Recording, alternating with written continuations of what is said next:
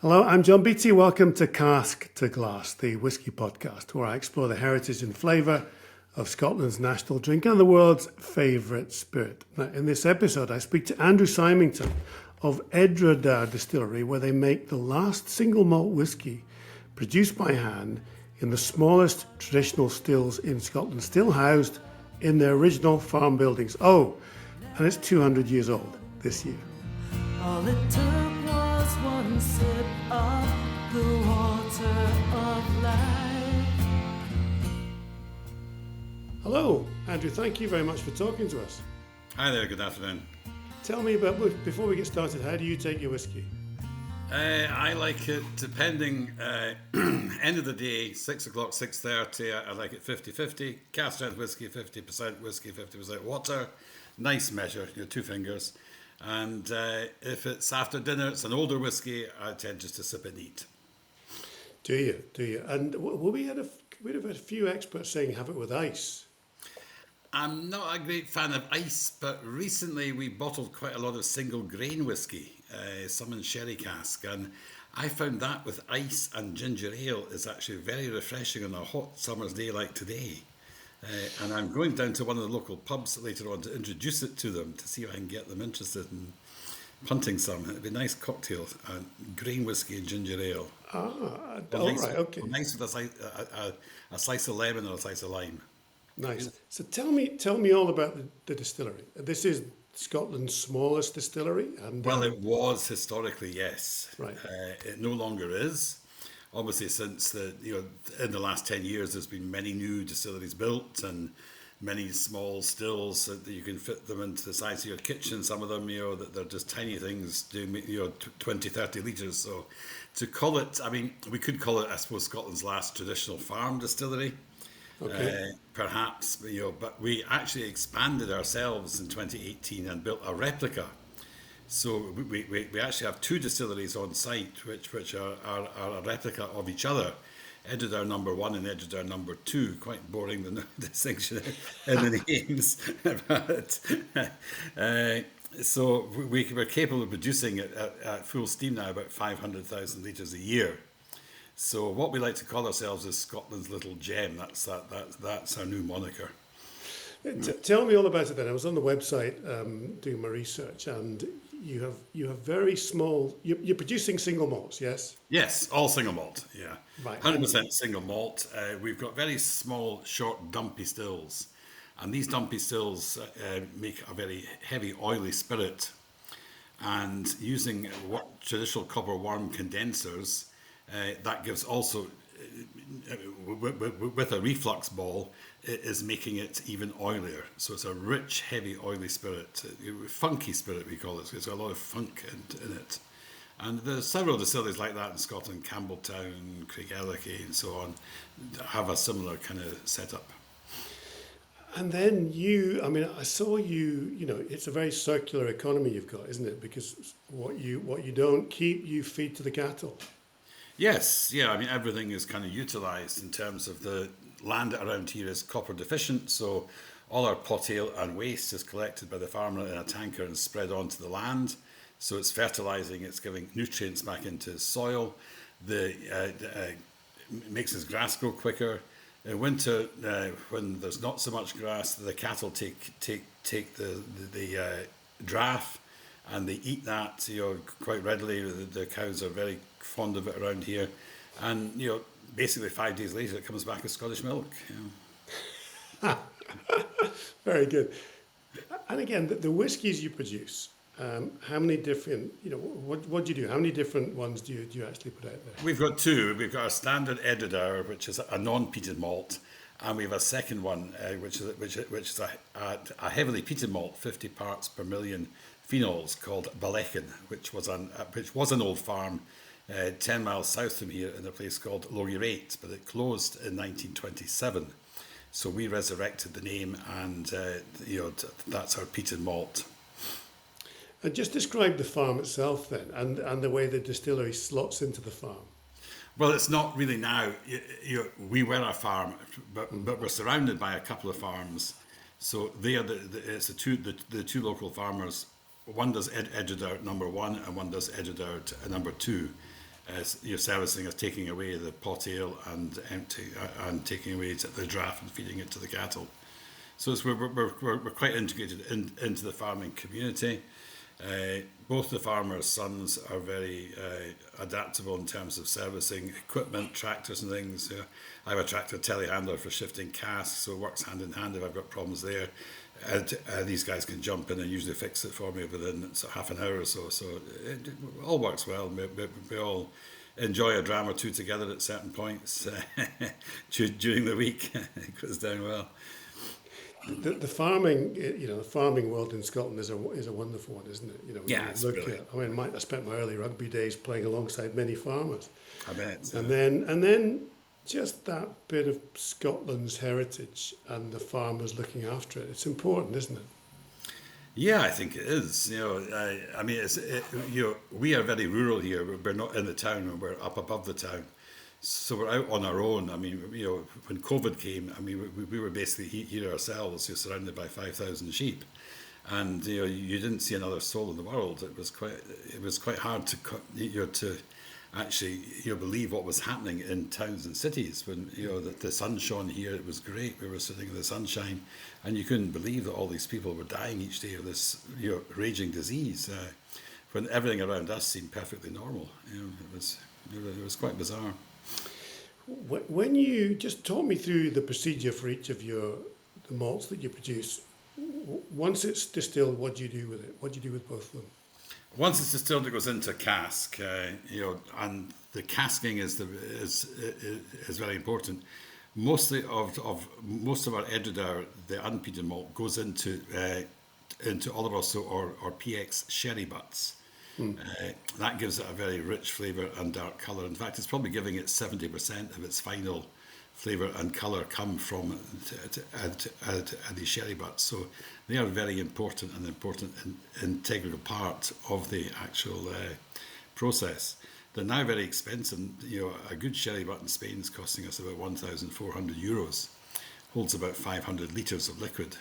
So it adds quite a considerable cost. Yeah. But you get the benefit 10 years later out of it. You get a very fantastic, rich, flavoured malt.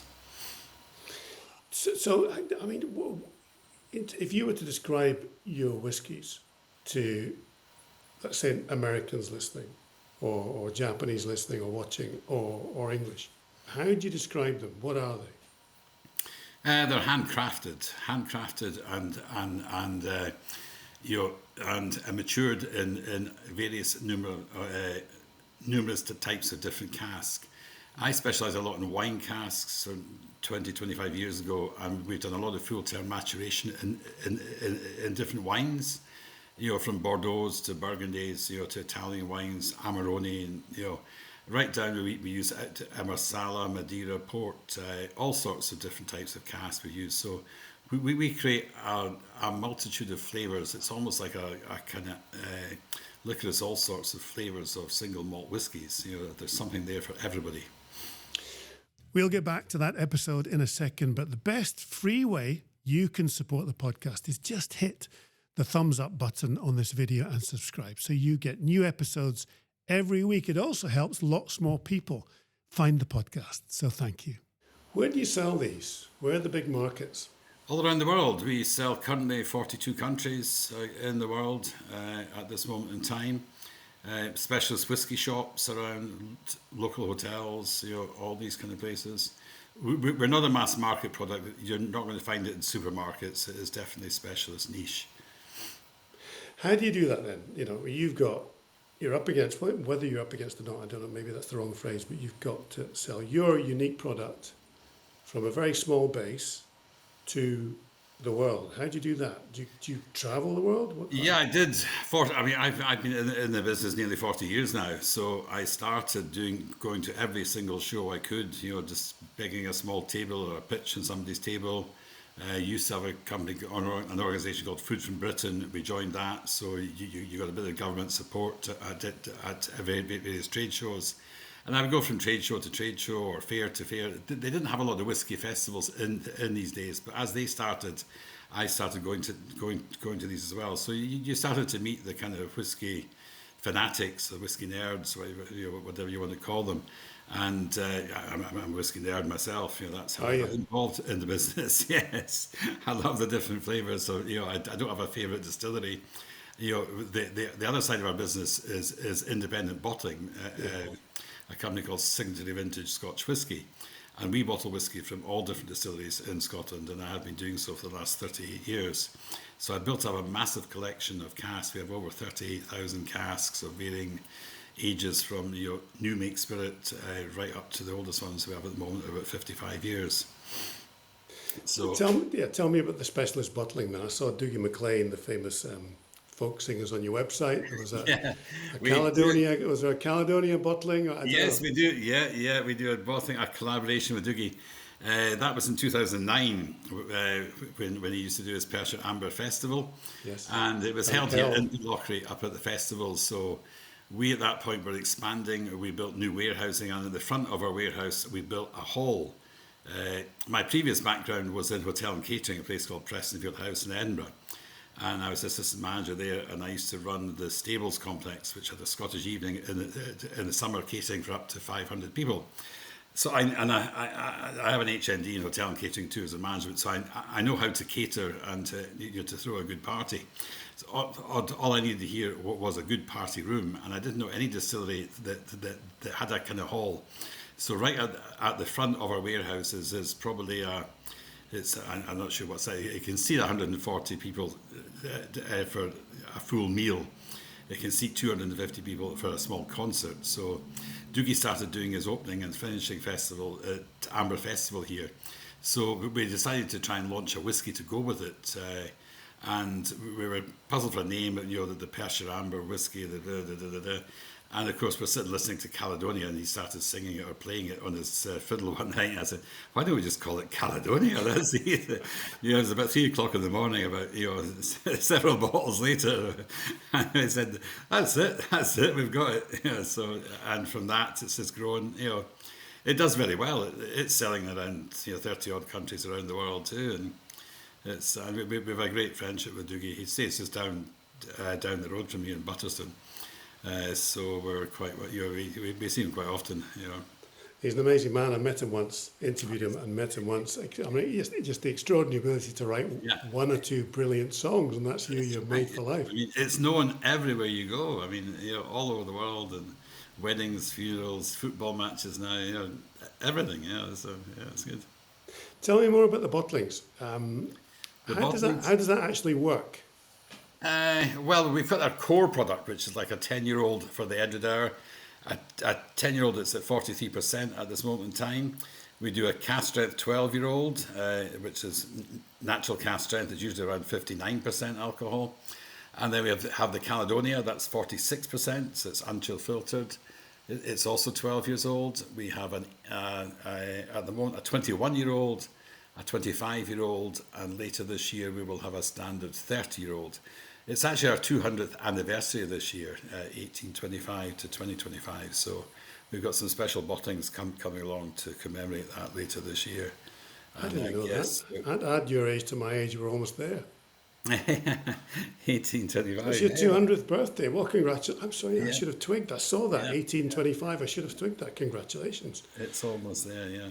It's And so also the difference then between what it was in 1825 and now is what?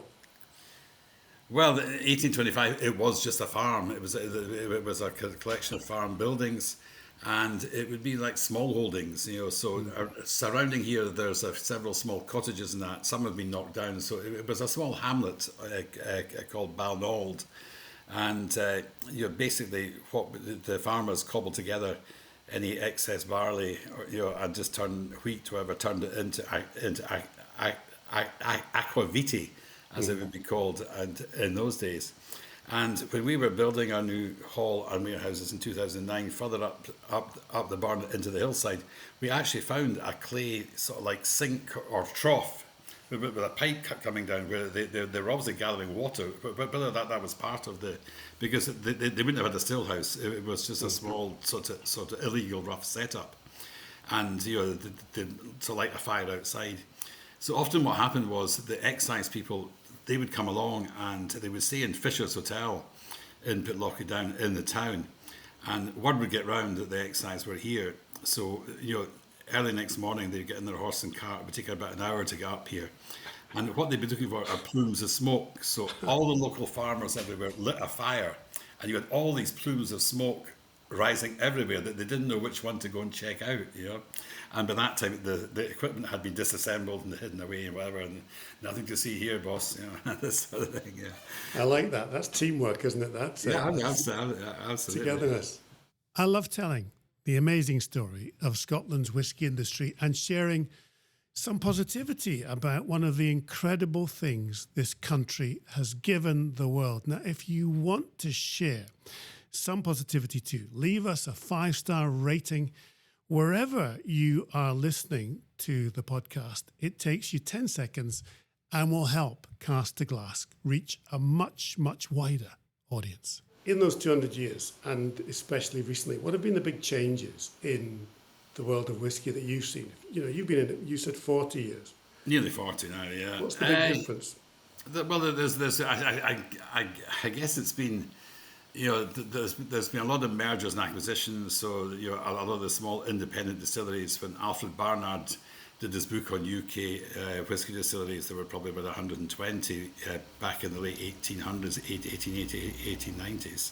Most of them, some of them closed during various whisky crashes. Whisky's always been a cyclical, sort of thing. There's a boom and bust attached to it. There was always too much made in good times, and then something went wrong, and then there was overproduction, things closed.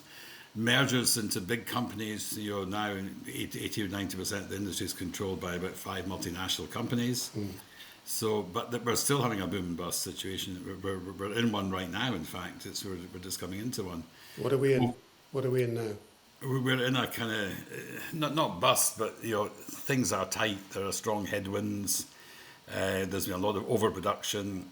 From about 2010, 2012 through to 2021, saw an increase of about 40 to 50 new distilleries. Some of them very small, whatever, and it seemed to be that every man and his dog was building a whisky distillery at that time, and nobody really put any thought into where is all this production going to go. Everybody has just kept producing. COVID came along. There was an extraordinary boost in sales just after COVID. Nobody wanted to get caught short again, so everybody stocked up like hell. But a couple of years ago now, 23, people started to realise that they were severely overstocked. And they started to cut back, so nobody cut back making whiskey because no sales, a production director, wants to forecast a drop in sales, he loses his job, So it becomes apparently after about 12 months when sales do stop selling. And then different, problems around the world, China's, economy, the cost of living crisis, the high inflation, the high interest rates, have caused a lot, people that were borrowing heavily have been caught short there. There's been several distilleries that have gone bust at this moment in time, and every other day you seem to be reading about others that are slowing down. I just read one now, one of the Western Isles ones, it's going to cut its production by half, and it's going to have to lose half its employees, So it's not good times at this moment. Things are tough. We're okay because we're kind of well established. We have a very good markets. I've worked with some of the same importers now for 30 years. They're into second generation in some cases. And, so we've got very strong bonds there. We've cut back production ourselves. So we were doing 300,000 litres in 2023. We stepped it up to see how far we could go, but then all of a sudden you say, well, I'm not selling as much now. Why am I making so much? So I can quickly turn that back down and off. But for others, I guess it's not so easy. And we've been hit with several other things that have caused problems. From Brexit to the leaving the EU, was a major sort of mistake in my opinion in terms of people being able to come here and. The rules changed about alcohol being what they can take back. Before German cars and Swedish buses could come and fill up as much as they could take on board and take it home. Now it's down to 1 litre per person, so it's very difficult to sales. Our visitor centre didn't reopen after COVID because we reckon because we couldn't get staff. Most of our staff were sort of retired, semi-professional people in town here, they no longer wanted to work after COVID, and the whole of Pitlochry has really a 25% labour deficit. So It is one of the things people don't talk about, isn't it? That it is harder to get younger staff now, isn't it, to work, because there's a demographic, same as Japan and the USA and much of Europe. There's a demographic, the baby boomers, my generation, moving through, and the youngsters aren't there to replace them to work. That's So right. they used to get them from the EU, but that's stopped. The biggest problem here in Pitlochry is the cost of housing. Young people can't afford to buy housing here. What's happened here is a lot of people, not criticising, but maybe from London have to sold up a big house there, cashed in, be able to get just as big a house up here for half the price, and it's priced youngsters out of the market, so they tend to graduate to the cities and things like that, and like I say, to the semi-retired people now, since COVID, most are not really keen to work. They don't want to have groups of foreign people in buses coming in after COVID, this kind of thing. So we just find it incredibly difficult. We put new automatic bottling lines in, so we need less people to handle things. It's becoming more and more automated. It's a shame. And then leaving the EU, Pitlochry had a lot of Eastern Europeans, Poles, Romanians, Bulgarians. The ones that went home at COVID didn't realise that after the 1st of January, they couldn't come back without a visa. And it's impossible to get a visa to be a waiter. They just don't issue them. They say there should be enough jobs, people in the area to cover these jobs, but try finding them. It's tough. What would you do? We're just getting by with who we have. I mean, our workforce, when we were open, we were doing 40,000 visitors a year, and we had a staff of about 38. We're now down to 14. And there's another one about to retire, so it's down to 13. We don't want to be difficult about America, but that must be a big difference. We don't know what's happening exactly, do we? But I think when I chatted to you about coming on this program, you were talking to an American importer. What would you say about America? What would you say about the American market? Yeah, he was here yesterday. He said, things that they took 2 large containers just before Christmas in order to try and beat Trump getting in January. If he slapped tariffs on straight away. So they're stocked up now till probably the end of June, beginning of July. But they're saying, well, we still have some stock and the shops are pretty well stocked. Nobody's prepared to buy yet until you get a definite decision out of Trump. And that seems to be almost impossible. He changes his mind every other day. Every time you turn the news on, he's, no, that this is not happening. No, you misunderstood me. What I meant was this. Nobody wants to put a 40-foot container on the water now, and it takes 12 to 14 days to get there, and it might be tariff free, but when it left here, and by the time it gets there, it could have 50% tariff on it because somebody said his golf courses in Scotland are crap. He takes umbrage and penalises us. It's just nuts. It's hard to comprehend. Well, so far we don't know, do we? And obviously Donald Trump is half Scottish, so his mum was from Lewis. Yeah. So we have to pray, hope. You would think so, but it doesn't seem. We were told we were getting a trade deal, but now we seem to be in the second or third tier group. Way down the sort of line. I mean, 10%. We can probably live with. We would split that between our importer and ourselves. But it's the fear that everybody's destocking. So it will be destocked down to the bare bones. And then the American producers are going to put more pressure because the Canadians are not taking any American whiskey, so they have a huge glut of whiskey there. They're making single malt there now. They're going to cut pricing and try and push that at home and sell it in the home market. So will it squeeze us out? I don't know. There's all these headwinds that nobody really knows, that they haven't played out yet. To see where it's going. I mean, it also goes. It affects new markets like Korea. Vietnam, where we're selling quite well just now, they're going to get 70% tariffs or whatever. So that means factories are going to close down, and it's these people with a disposable income that were buying some of our stuff that will no longer have disposable income and won't stop buying our stuff. So he hasn't affected us directly, but indirectly, he's screwing up trade around the world. You know? It's interesting that, isn't it? Because you talk about people having money to spend on whiskey in emerging markets, and so when you picture somebody abroad buying your whiskey, do you have a person in mind? Who is the person that you're selling to? I guess it depends on the pricing level. The band of around the £45 is probably the recent factory worker. He's probably a supervisor or something. He's got up to a certain level. He's trying out all these new things. He's got his middle-sized car. He sort of likes a £12 bottle of wine, a £15 bottle of wine. He's buying a bottle of whiskey. These are the people that are being laid off right now. We get tins made in China, and we've had a slowdown in sales as well. So I had a lot of tins here. I had 3 containers. But it's quickly picked up again for a little bit. So the tins have gone down, but the next batch is not due until the end of July. I tried to get it pulled forward by a month to find out that the factory has had to lay off 2 shifts. So because of sanctions and stuff that was going to the States, so therefore they don't have the work power to step up my order, so it can't be shipped quicker. So, it just shows you the circular element of trade, doesn't it? I'm adding more a couple more containers to it, but it's going to be 3 or 4 months out. Rather than they can speed it up and do it quicker, they just laid the people off. So that's affecting China. China's in a bad state just now. We've not. Everybody isn't selling much in China just now. It's really dropped off a cliff. And price wars have broke out, between the wholesalers and things. So prices have been cut right down, and it's just making a mess everywhere.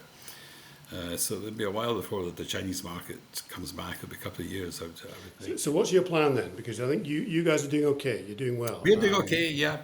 We're very fortunate in that we bought stocks of whiskey. I've been buying stocks of whiskey, for 30 years. So I'm doing a budget range just now, what we call 100 proof. It's 57.1% alcohol. It's the old sort of British proof, British 100 proof, and it's naked bottles. There's no tube or packaging. It's just a smart label, nice sherry cask amateur whiskey, and it's on the shelves at £45 a bottle, ages 10 to 12 years old. It's causing a bit of a ripple in some circumstances, because some of the companies that started up 4 or 5 years ago, they had to buy whiskey at today's prices and COVID times where it was about 10 times what I was paying for it. So I've been accused of underselling it and selling it below cost, which is absolute nonsense. I just have a lot of stock that I need to sell, and I'm fortunate to be able to sell it. So I may be taking advantage of that fact at this moment in time, but it's keeping us in. It's keeping us in the game. I think to an extent, Scotch whisky got very overzealous, during COVID. Everybody racked prices up, and they thought this was going to go on forever, and we were guilty of that to an extent as well. We followed the sort of crowd like a bunch of sheep, But then you realise, wait a minute, the sweet spot was around £100 there for several years, and we were selling thousands of bottles there. It all of a sudden stopped overnight. It dropped. People stopped ordering it. It's like, why? Haven't got the money, isn't selling through, isn't doing. What do you need? £45 is what we need on the shelf. So we responded to retailers and importers and gave them that product, and that's what's keeping us quite busy at the present moment. We've talked before. You've probably heard some of the programs, or maybe you haven't, and I wouldn't be offended if you've listened to none of them. But various people have said, well, we've got Scotch whisky being copied. We've got a strong American whisky production. They've got their own types of whisky. We have Indian whisky ramping its way up. We now have English. The English are trying to register their own English whisky. How do you think we're going to end up in terms of the Scotch whisky world? You've hit the nail on the head here. The biggest problem now is that every other country, every other man and his dog are making whiskey, and they've suddenly realised, it's not rocket science. To make good single malt whiskey, you need good water, barley, and yeast. That's it. There's no such a sprinkling of Scottish mist or Scottish dust. That doesn't really exist except in marketing folklore. You know, the Chinese are making massive production plants, and it's people like Chivas and Diageo that are building them there. They're building them, yeah, they are. And so they're not going to get caught next time if there's a COVID or global pandemic, because they will have spirit there. Okay, given that the Chivas one decided to top it up with some single malt from Scotland, maybe that was just to enhance it, to do whatever. I have no idea what the plan was there. The Japanese, for years, 50% of Japanese whiskey was Scotch whiskey, shipped over and filled in. They're changing their laws now, but they have so many more distilleries. I mean, places like Vietnam, South Korea, everywhere, Australia, New Zealand, France has about 250 distilleries in France, more than Scotland. So the production of whiskey itself is massive now. So Scotland is in danger if we don't watch our pricing. We're going to price ourselves out of the market in many countries. And once it's also started and going, we will be left behind. So on that optimistic note, it's not all doom and gloom. No. So I was going to say, what would you say to somebody watching or listening when they ask you, why should I buy Scotch whisky? I think we still have the tradition and heritage. I don't believe in marketing and that kind of claptrap. To my marketing is not to market. It's just to, hey, I've got good whiskey, try it. See if you like it or not. And we rely a lot on word of mouth and so on. And I think as long as we're not greedy, as long as we keep the heritage there, and as long as we don't tell tales and lies out of school, I think Scotland, Scotch whisky still has a good future. People still will always associate whiskey, a good Scotch whisky, with Scotland, with the hills and the lochs and the heather. People with Scottish roots will always want to come back and see it and do it, but it's just not what it was, and it's not. We're being shown now that you cannot pull the wool over people's eyes. You need to be honest and upfront and have a good product, well priced, reasonably priced, that everyone can afford and enjoy. Andrew Symington, thank you for that. That was absolutely fascinating, your insight. Thank you. You're welcome. Thank you. We're never going home. We're never going home. Can we stay with you in Scotland for the rest of our